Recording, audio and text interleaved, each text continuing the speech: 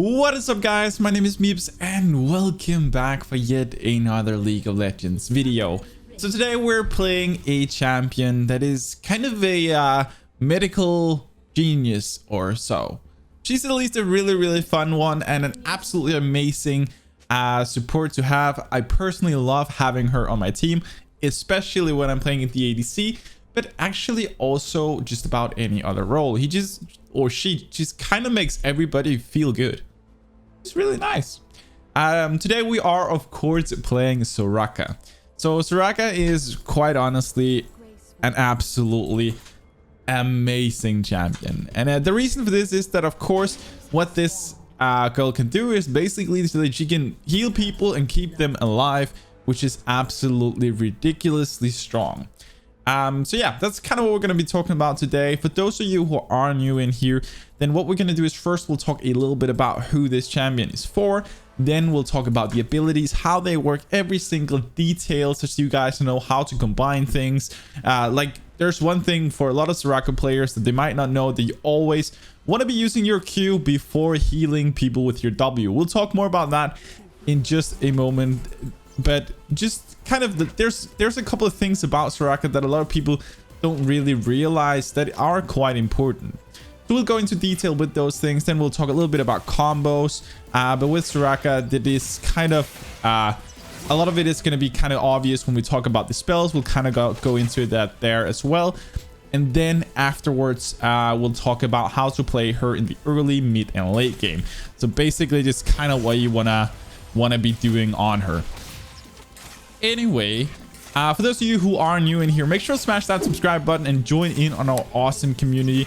And also for those of you interested, then I do stream every single Friday at 8 p.m. on Twitch, so make sure to go and follow there if you want to see me live.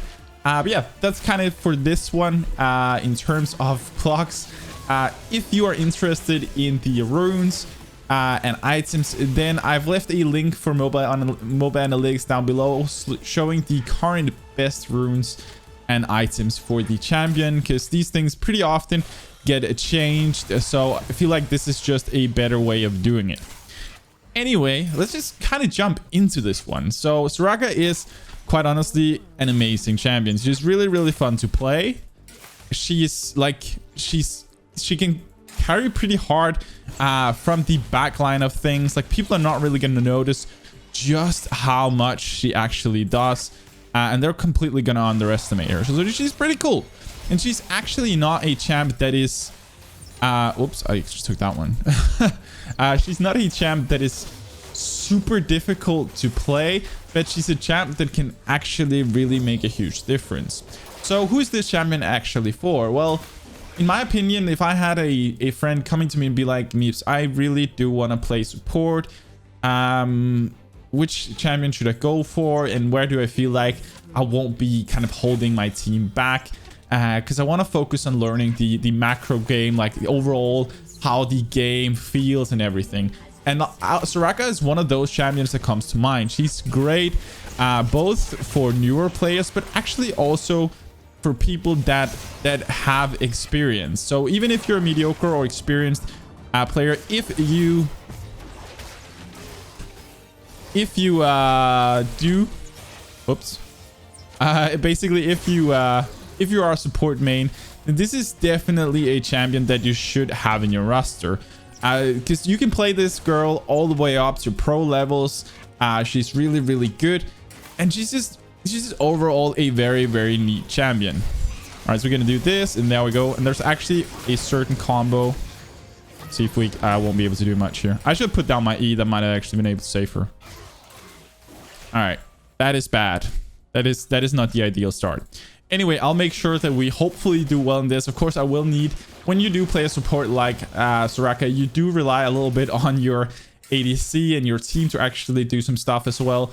But it's better for you, like, to have, as long as they do something, then you're probably golden, because Soraka can keep people alive quite a bit. She is a bit weaker in the very early stages of the game, so just here until the first couple of levels, then we're really, our healings really start to to take speed, and we're going to be able to do a lot. But anyway, just saying, this champion is basically for just about anyone, even if you're a complete beginner at the game. And if you're not, then this is still a champion that you really should have in your roster. All right, so let's talk a little bit about the abilities. Our very first ability is our passive. This one is called Salvation, and Salvation is kind of a cool one. What Salvation does is that it allows Soraka to run faster towards any target that is below 40% of its maximum health. You actually run up to 70% faster towards them if you actually run up to 70% faster towards them if they're out of your Astral Infusion range. So if it's out of this range and they're below 40%, then if you're running to them, you run up to 70% faster, which is absolutely ridiculous. I'm going to do what I can to keep this guy alive. Just here, let's see if we can get some of our healing. I did not mean to get that kill. All right, so this guy's probably gonna get away. All right, we're gonna pop a heal here. All right, let's go back in lane. Come on. I feel like this is not necessary. Anyway, that's basically what our Salvation does. It's all our passive does is basically just saying, if a target, if one of our allies is below 40% health, then we run up to 70% faster when we're running towards them if they're out of the range of our W. So you can see this is our W range. If Ashe was below 40%, we would run 70% faster towards her, which is very cool. This kind of makes you into an ambulance, I guess, in a way. Yeah, you run really quickly, which is absolutely ridiculous. So that's basically all your W does, or your passive does, sorry. All right, our next ability is our Starcall. Our Starcall is quite a big one and quite an important one, especially for Soraka in the early game. It's really important. This is the ability you use to basically proc your Spell Thief's Edge in order to get more gold. But this is also the ability that allows you to keep yourself alive. Because what this basically does is that it allows you to do this Starcall thing on a target location. So you aim it down, flies down, and it deals damage to anything within that area. If you hit a champion with this one, then not only does this champion take some magic damage, they also get slowed by 30%, and it pops what is called Rejuvenation onto Soraka. And this rejuvenation, what this basically does is that it heals Soraka for a good chunk, and it also gives her up to 25% movement speed for a short duration of 2.5 seconds. So this is very neat. All right, there we go. This might be a little bit risky. All right, so that's basically the primary thing that this one does. The cool thing about this rejuvenation, and this is something that a lot of people actually don't know about Soraka, because most people know that when she pops her Starcall like this, if she hits a target, then she gets healed and she deals some damage and slows the target. But what most people don't realize is that, oh god, what most people don't realize is that whenever this rejuvenation is up on Soraka, then if she uses her W, her heal onto any teammates, then she actually also pops Rejuvenate on them. This means that not only do these targets get healing from the ability that you pop, but it's also gonna, but it's also gonna give them extra healing if you just hit a target with your Starcall. So this basically means that you always want to pop your Starcall and hit an enemy champion with it before healing with your W. I know most people of you might not know your W yet, but we'll get to that one, and I'll just kind of rephrase that once we get to it, so we're sure that everybody is on the same place. But that's basically a very cool thing. So ideally, you always want to be using your Q before starting to heal people. And this is honestly quite amazing. So all right, that is basically our Q. This is going to be terrible back for me. I could go, the thing is I can't really do much here, so I'm actually just going to go soak some XP up here. And then we'll ward up as he comes down here. Let's just soak a little bit of this. All right, so our next ability is kind of our most important one. This is our Astral Infusion. And what this thing does is basically that it allows Soraka to heal allied champions for a serious amount. Like, she heals them quite a lot. Whenever she does this, it takes off a portion of her own health, which of course is kind of sad because you take damage by healing others and you also use mana. That's kind of the primary thing that this one does. It should be noted that Soraka is unable to cast her Astral Infusion on herself. She can only cast it on teammates. So as you guys might see, there is kind of this dynamic between using your Q and your W. So you use your W on teammates, and then let's see if we can get get that one in there. Gonna be pretty good.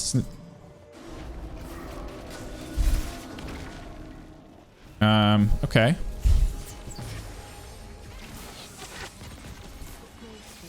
Are we gonna take this fight, or we're just gonna stand here and think? I don't think this is a bad fight, to be honest. Like, quite honestly, it should be a pretty good fight. No, there's gonna be another snare in there. Nice. All right, this is not bad. I have my ult, and I'm gonna pop it here. Just try and keep people up as much as we can, and we're basically just trying to carry this from the shadows, keeping everybody up. Now this engage is too far. Guys, just back out. It's good. We won. We won that part. We didn't get the Drake because you guys were a little slow, but we won the fight overall. All right. So far, so good. So basically, with Soraka's W, then you can heal any ally with it, or all of your allied champions, so you can heal your whole team. It heals quite a serious amount, but it takes a little bit off of your own HP. This is kind of what you need to be aware of with this ability. It's kind of all this one does. However, and this is again where we come a little bit back to our Q, and that is that whenever, let's get this, actually get ourselves a new control ward. We need this. And this is where we actually come a little bit back to the talking about our Q, because as we said earlier, then if you have rejuvenation on yourself, meaning that you just hit an enemy champion with your Q, your Starcall, then you also apply rejuvenation to whatever target you're healing with your W, meaning that you not only heal for the amount that your W heals, but you also heal for rejuvenation and giving them movement speed. So this is insanely good. And something that you really do want to be thinking about. So you always want to try, hit that, then heal. Now you can see he has the rejuvenation running as well. So this is what you want to go for. Another aspect of this is that your Astral Infusion also actually ensures that you take less damage from healing people, because as you guys know, as we said before, your W actually takes off some of your health. Like, it literally damages yourself. But if you have rejuvenation on your target, or if you have rejuvenation on yourself, then this amount is actually reduced. The damage you take is reduced by up to 100%. It's between, I think it's, as far as I remember, it's like, if I remember correctly, let me just check here for a second. Let me see. It's basically from 80 to 100% depending on the level of it. So this is something you really want to be aware of. So if you're at max level, then hitting your Q before popping a heal is going to ensure that you're actually not going to take any damage whatsoever when using your W. So you heal more, you don't take damage potentially if it's high enough rank. And this is just ridiculous, because this is going to start to really... Can you guys see how this snowballs? Hitting these Qs on an enemy champion is really, really important, because hit this and you basically get free healing. I did not mean to pop this. This might not be the best fight.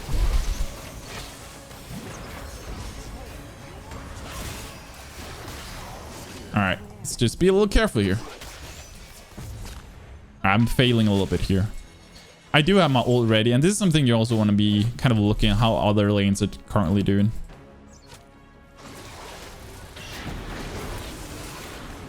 All right, this is not bad. I think we'll pop this.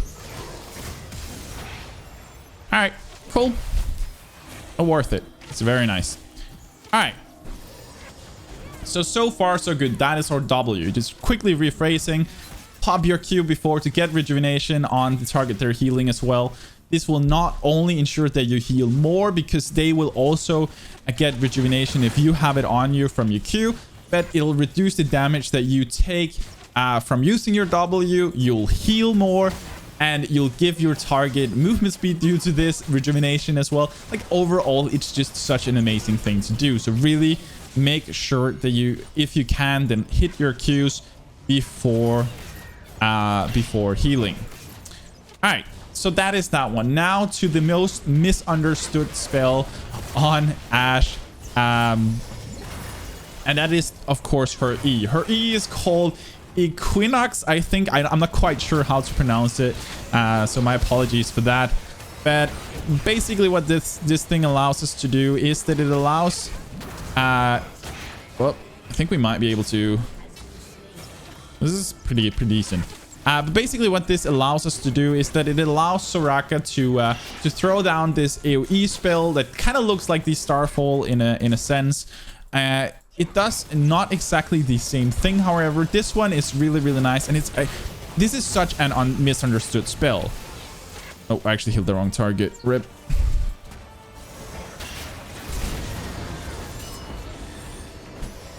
All right, we're gonna do what we can to help this guy. Whew.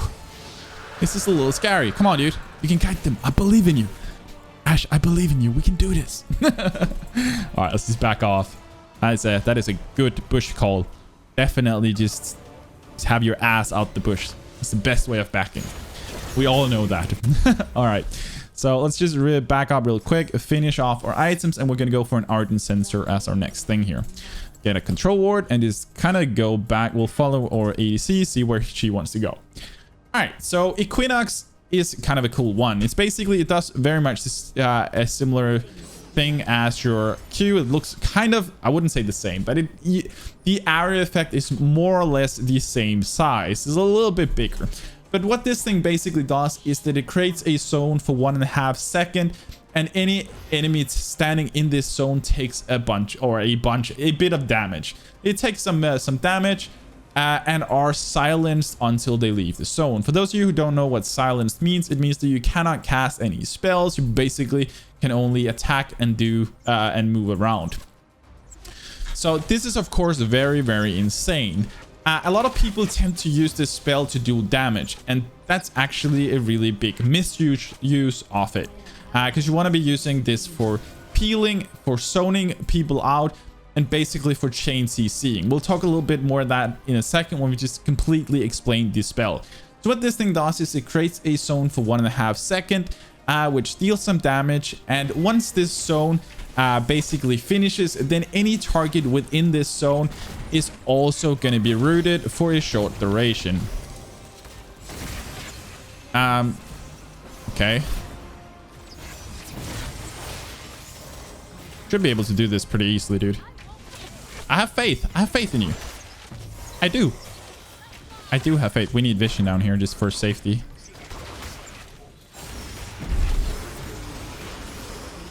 Yep, just go ahead. You should have this. This is all you. All you, Ashe. All you. The backline Ashe. Or Soraka. Basically, when you pop this down, it deals damage. It silences anything that's standing in the zone. And after 1.5 seconds, when the zone disappears, then it's going to root anything that's in the zone for up to 2 seconds, depending on its rank. This is ridiculously strong. And also, once this basically ends, then they also take an additional amount of damage. So ideally, you do want to make sure that people stand in your zone and get rooted afterwards. So what is the easiest way of doing this? This is, of course, by making sure that... Whoop. I should have been ready for this, though. This is, of course, by making sure that you chain CC it with another stun. So let's say that Ashe here casts her ult, then ideally I want to pop my E on top of it as soon as it's about or as soon as 1.5 seconds of the stun is left. So depending on the range she shoots it at. So this is the ideal thing for us to do. The reason for this is that first of all, it's going to silence or target. So when they get out of the stun, they're silenced, and also we want to make sure that when they get out, they are going to be in the effect of the root. So you want to place this one on top of them in a way that they won't be able to get out in proper time. All right. And also you can... Ooh, that was really painful. This is bad. I won't be able to save you, dude. All right, I'm out of here. This fight is pretty lost, I think. Oh, Fiora is doing okay. Okay, this is... I guess it's worth it. It's not amazing, but it's worth it in a sense. Or at least it wasn't not worth it. It just wasn't worth it. Okay. So that's kind of that portion of it. Like this silence, what you want to do with it is you really, especially in team fights, etc., you want to try and put it down in basically, what's the English word for it? In Danish, it's called knudepunkter, which basically just means places where people have to pass through in order to get to you. So this would be, let's say that we're taking Drake, then putting my E down right here is going to ensure that, or like they have to run through this where they're silenced in order to get to us, which is a really, really bad thing for them.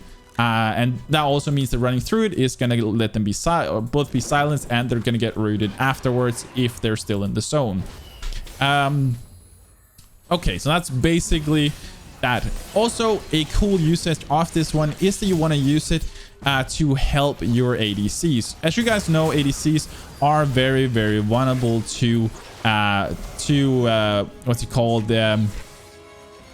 to assassins. So let's imagine that a Fizz is trying to dive your Ashe, then actually popping your E on the ground as Fizz either finishes his E, his thing where he's on top of his stick, or after his Q, is gonna leave him on the ground being unable to use his abilities, which is absolutely ridiculous. So this is something you really want to be thinking about when using this spell. I will not be able to keep these guys up here. Gonna try as good as we can, but we are pretty this will be pretty hard. We have ult back now. All right. So that's basically your E. We'll talk a little bit more about it when we talk about the early, mid, and late game. But for now, it puts down this thing. It silences people. We'll see if we can keep her up. We should be able to. If you just stop running away from me, we get the movement speed here. We got her. All right, come on, dude. You got this. All right. I am going to try and put this down, but it's not going to do much because he's just running away. This is where we actually needed our silence. Rip, I should have saved it. My bad. And this is exactly what I mean. Like, the damage from your E is simply not worth it. You should not be using your E for damage. You should be using it for the silence. Anyway, let's talk about our very last spell, or ult, before we go into kind of talking about the overall play style of Soraka and how you want to be playing her. So basically, our ult is called Wish, and this one is awesome. This is going to allow you to get free assist all over the map. Whenever Soraka pops her ult, then she heals her entire team for a pretty huge amount, regardless of where they are on the map. Not only this, but if the ally is below 40% health, then the healing is increased by 50%, making this pretty damn sick. Like, it heals a lot. So this is basically your Hail Mary ult that can save anybody across the map, and something you gotta be aware of also in the team phase or in the laning phase, that you want to be looking across the map, seeing how other lanes are doing and seeing if they need your ult, because post level 6 or level 6, then you can help people with your ult. Regardless of you standing in a bush down here, you can help some dude up here, which is really, really cool. So this is something that you really want to be thinking about. All right. So far so good. Everything is going more or less according to plan, but that's all our ult does. Is a very cool one. So like, let's just quickly summarize the overall, or let's actually just go into talking about the combos and how you want to be playing this champion. So as you guys have noticed, then what you do want to do with this one is, first of all, as you guys have seen me do all the time, is that you want to try and always hit your Qs before healing. This increases the healing by applying rejuvenation not only to you but also to your target. So this is absolutely ridiculous. So you can see just here just how much healing we're giving, and also whoop, see if we can heal that guy. See if we can. We were not able to save him, sadly. All right, but basically this allows us to apply rejuvenation, which heals people additionally, which is absolutely ridiculous. Also gives them movement speed, helping them reach their targets. So this is one of the best ways of healing your teammate. Always want to try and hit your rejuvenation before a heal if you have the time for it. Of course, if your teammate is going to die from waiting for you to hit a rejuvenation, then of course don't do it. You do want to heal your teammates. If like, you just pop it if you're unable to get your Q off. If there's no time for waiting for a Q to hit. This is gonna make sure that you don't take damage from your W, or at least take very little. It's gonna ensure you heal them, and you heal them more than you otherwise would. And it's also gonna ensure that you give them some movement speed, making kiting easier, making reaching their target easier. It's just such an overall good thing to do. All right, we actually need to start warding. I haven't warded this game. By the way, you should never do that as a support. Not warding is a terrible idea. All right, so let's make sure that we get some good vision up and going. There we go. All right, so we have good vision around Drake. This should be pretty free. All right. So now that we know this, let's talk basically about the early game. In the early game, then what you want to do is that you, of course, want to try and stay behind your support or behind your ADC every time your Q is on cooldown. When it's not on cooldown, then generally speaking, you want to poke the enemy champion with your Q by throwing it down into their faces. This is gonna proc your spell thief's edge, giving you more gold, and it's also gonna ensure that you basically take really good trades with this. And the reason for this is basically that whenever you do this, then you get movement speed, you deal damage to the target, and since you cast your Q, then you get rejuvenation, and that means that you get healed as well, which is honestly just so cool. Right here you can see we just pop on our E onto the target. They're unable to do anything, they're just stuck there. So yeah, in the early game, stay behind your ADC when your Q is on cooldown. Every time it's off cooldown, try to see if you can poke their ADC when going in for farm, so when they're trying to last hit, etc. Then just go in there, pop your Q down in their faces, and get that free damage and free gold. That's basically what you want to do with that one. You can just see at this point just how much we heal. Like, this is ridiculous. We are so freaking strong, which is super fun. All right, so at this point, it seems like my team does want to back off for some reason. We're just sitting here. We're trying to keep everybody somewhat topped off. I'm gonna try. I won't be able to reach this guy, and I won't be able to keep this up either. I'm just gonna flash away. I don't have my E, so I won't be able to silence, so they can't chase, but we should be fine, hopefully. I'll pop my E in a second behind me if any of these guys keep chasing. So this was definitely not a winning fight. We couldn't really reach our Fiora, which kind of lost us the overall fight. All right, let's back out. But yeah, that's kind of the overall idea with Soraka. As soon as we get into the mid game, you still want to be staying on top of your support or of your ADC as much as humanly possible. This, of course, means that with a certain amount of sense. If your ADC does not understand to go for objectives, then maybe grouping up with other people from your team that does can be a good idea. But you are a team fighter, you are a team player, you can do nothing by yourself. Your purpose in the game as a Soraka is to make everybody else shine, and damn, you can do that. Like, you can make anybody shine. You could just see what earlier with this Fiora basically smashing all the others, because we were just sitting in the background being like, heal, heal, heal, heal, heal, heal. I know, yeah. You know, you can do a lot, and it's fun. She is really fun. Like, even though some people might look at her kit and be like, ah, she seems a little dull, she seems a little boring, she's really not. She's actually pretty fun to play. She can do quite a lot. So that's the overall idea. When we are talking fighting and team fighting, then your E, as we talked about, your E is actually one of your very most important spells. This is the difference between a decent Soraka and an amazing one. An amazing Soraka knows that she's supposed to use her E in order to silence people and to chain CC them, meaning that if a target is stunned and they have some dash or flash or whatever that they can use when they get out of the stun, then popping your E on top of it is ideal, or blocking off an entire team from their teammates by blocking off a corridor like this.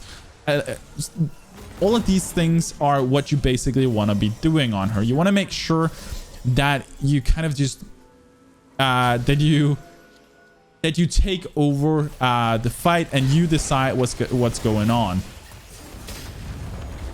This guy is definitely a little cocky, I'm not gonna lie. I won't be able to keep this up. I'm gonna be dead here.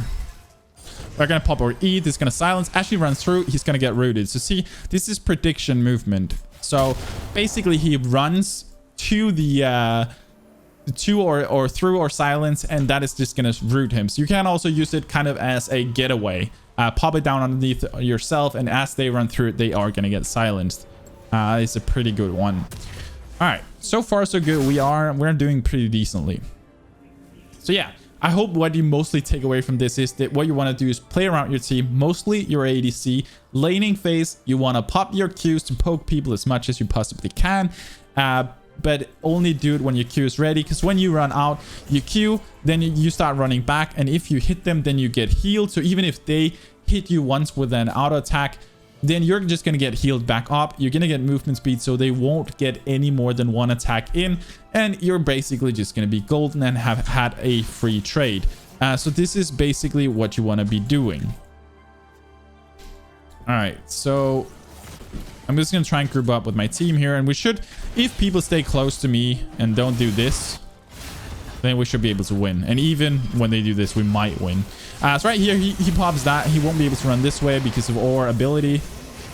This is not an ideal fight. This is where I needed my E. I casted this, and this is what I mean. This is the difference between a decent and a great Soraka. I'm not saying I am the best in any way, because I should have saved my ability right there in order to cast it right on top of them at a more needy moment, because I was able to block 3 people if I casted my okay, if I casted my my E correctly there. Also, one thing I actually forgot to mention about your Astral Infusion is that if Soraka is below 5% health, then she's just unable to cast her ability. So basically, if we heal this guy up, we won't be able to go any lower. Like, we can sit here, but we won't be able to go any lower. And I'm actually just gonna die now because I'm an idiot, because I just ran in a mushroom. But basically, once you reach that point of like 5%, then you cannot go any lower HP, and that's a pretty neat thing. All right, so that's it for that one. I think for our last item, we will be buying a locket. I will not do this suicide again. That was actually our first death from basically suiciding ourselves. You died as a hero. Oh, this Fiora. That's amazing. I freaking died as a hero, I guess. All right. But yeah, Soraka is just such an amazing champ, and it's a champ that you can pretty hard carry games with. Like, I'm not saying that we hard carried this, but we definitely did our part in this win. Because this most like, if we lose this, I might cry. But basically, we've just sitting here, we've been keeping people alive. And the only thing we've died to is a Timu Mushroom. We have 24 assists and 1 kill that was not on purpose. All right, so yeah, So what to take away from this guide? Well, Soraka is an amazing support. She's fun, she's great even for both beginners, mediocre, and expert players. Her healing is ridiculous. You want to hit your Q to get rejuvenation on yourself, meaning healing. You get increased movement speed over 2.5 seconds as well. And if you cast your Astral Infusion on a target, then you also give that to them. I will not be able to reach that guy. People just keep suiciding here. Even with the 70% movement speed towards that guy, I wasn't just unable to reach him. All right, so I'm just trying to stay close to a Fiora because I feel like this is our best chance of... Okay. People are just splitting so bad. I don't know why. Like, just team up and this would be easy.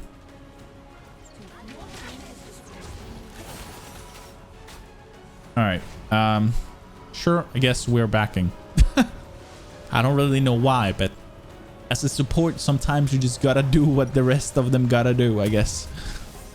All right, so we have a redemption too now. This is gonna, like, we have a lot of healing, guys. We have a lot of healing. All right. So at this point, like, yeah, early game, pretty simple. Poke and make sure that when you reach level 6, keep an eye out for other lanes. Make sure that you group up during objectives. You always want to be the backline with Soraka, especially during objectives. A big part of playing Soraka is positioning, so finding a position where you are really hard to reach. This is what you've been seeing me do.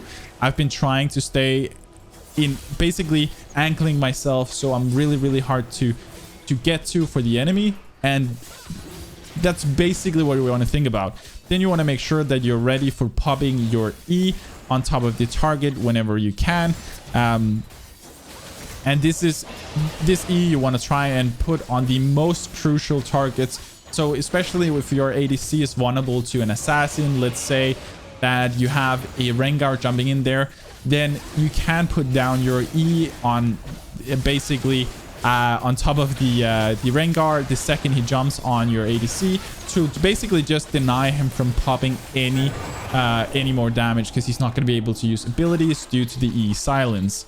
So this is kind of the things that you want to be thinking about. You want to make sure that you use your E not to deal damage. Even though it deals some damage, you want to use it on the most important targets to keep your team alive. This is denying the most important target's ability. So if we were to look on the teams right here, then basically the most important...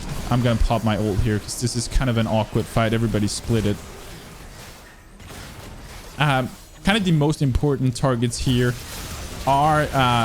let's see if we can keep this up. I'm not gonna be able to keep that guy alive. It's definitely this Victor, and it is probably the Cogmoth. So this is the target we need to be aware of. But also, if the Shen jumps onto our backline, onto our target, or onto our Ashe, then we might be wanting to use or things on that guy. So right here, overall, we're just going to be able to keep people alive, and it should be a GG. So you want to be using your E silence, which is so good. It both roots people if they stay in it too long, but it also yeah, silence them, which is so important. And it's such a good way for denying anything. Like the example earlier, and I know this from the ADC side, it is so frustrating having the Fizz is basically a jump on top of his stick. He's untargetable, then he jumps down, and then he Qs to you. But if you just pop your E directly on top of Fizz whenever he's on the ground, then he's unable to use his other spells. He's very vulnerable to all attacks, meaning your team can basically just collide on him, smash him down, and he's just completely screwed. You screwed him up with that single spell.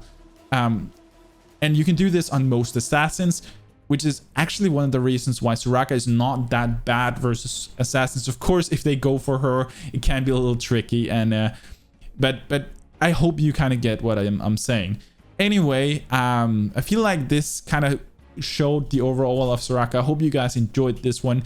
If you did, then make sure to smash that like button. This is going to tell YouTube to push this video to even more people. And yeah, it's also just really nice for me to see that you guys enjoy what I'm making. But yeah, that's more or less that for this one. If you guys aren't already a part of our community, then make sure to smash that subscribe button right underneath and join in. This is going to be such an amazing journey. And I'm so like, It's been just over a week now since I started full time. I've never felt happier before, so thank you guys from the bottom of my heart. This is really all thanks to you guys, so thank you. So yeah, if you're not already a part of it, make sure to just join in. But that's gonna be it for this video. As always, stay awesome, have fun, and take it easy, guys.